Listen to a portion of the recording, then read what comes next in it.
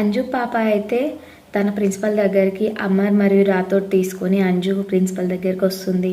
అలాగా బయట నుండి అయితే వాచ్మెన్ వస్తాడు. అమర్ ప్రిన్సిపల్ మాట్లాడుతుండగా వాచ్మెన్ వచ్చేసి, మ్యామ్ న్యూ జాయినింగ్ పాప వచ్చింది, తను న్యూ జాయినింగ్ అంట అని చెప్పేసి అడుగుతాడు.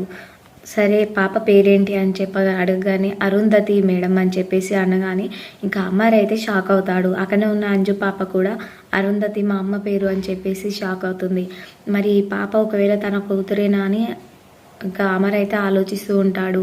అలా ఆలోచిస్తూ ఉండగానే గతంలో అయితే అరుంధతి నామకరణం అని చెప్పేసి పంతులు గారితో అరుంధతి అని చెప్పేసి పాప పేరు చెప్తాడు. ఇంకా అలా ఉంటుండగా ఆ పాపనైతే ఒక 10 మినిట్స్ వెయిట్ చేయమని చెప్పు అని చెప్పేసి ఆ ప్రిన్సిపల్ అయితే వాచ్మెన్కి చెప్తుంది.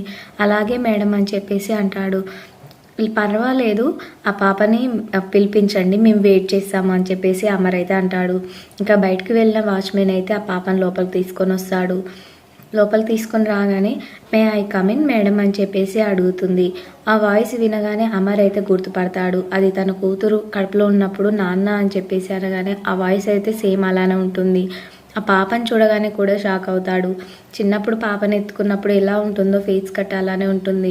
మరి అమర్ ఏమన్నా ఆ పాపను గుర్తుపట్టి తన కూతురే అని గుర్తుపడతాడా లేదా?